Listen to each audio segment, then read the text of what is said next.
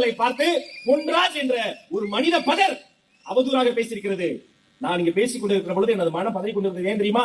நான் இந்த பக்கம் பனையூரில் இருந்து கிளம்பி அண்ணன் இட்ட அன்பு கட்டளைக்காக ஓடோடி இந்த பக்கம் வந்தேன். அத்தனை நேரம் தலைவரோடு தான் இருந்தேன். அவர் அந்த பக்கம் திரும்பி பொன்ராஜ் என்ற மனித மிருகத்தின் மீது நடவடிக்கை எடுப்பதற்காக போலீஸ் நிலையம் சென்று கம்ப்ளைண்ட் செய்து கொண்டிருக்கிறார்.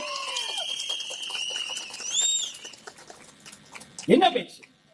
நீ அறிவாலயத்திற்கு நன்றி விசுவாசம் காட்டுவதற்காக, அவர்கள் வீசக்கூடிய எலும்பு துண்டுகளுக்கு வாலாட்டுவதற்காக மாற்று கருத்து கொண்ட பெண்களை பார்த்து என்ன சொல்ல நான் கூசுது. ஆனா அவன் சொன்னதினுடைய வீதி உங்களுக்கு தெரியணும். மாற்று கருத்து கொண்ட தமிழக வெற்றி கழகத்தில் இருக்கக்கூடிய பெண்களை பார்த்து அவர்கள் எல்லாம் விபச்சாரிகள் சொல்றேன்னு சொன்னா, இந்த மேடையில் இருந்து அம்பத்தூரில் என்று சொல்கிறேன், பொன்ராஜ், நீ பகிரங்கமாக மன்னிப்பு கேட்கவில்லை என்றால் நடப்பது வேறு.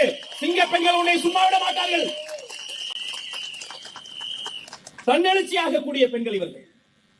ஒரு பெண்கிட்ட போய் கேட்டு பாருங்க, புருஷனை ரொம்ப பிடிக்கும், ஆனா சின்ன வயசுல இருந்து தாங்கி பிடித்து கூட நின்ன என் தம்பியை அண்ணனை அதுக்கு மேல பிடிக்கும். அப்படி தம்பியா அண்ணனை பார்க்கக்கூடிய தலைவர் வெற்றி தலைவர்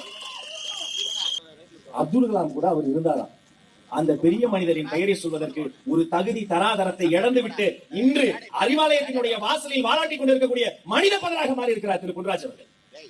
அவருக்கெல்லாம் பதிவு செய்ய நான் நேரத்தை வீணடிக்க விரும்பல. மிக கடுமையான கண்டனத்தை பதிவு செய்யற, எந்த நிபந்தனையும் இல்லாமல் பொது மன்னிப்பு கேட்கணும், பொதுமக்களிடம் மன்னிப்பு கேட்கணும்.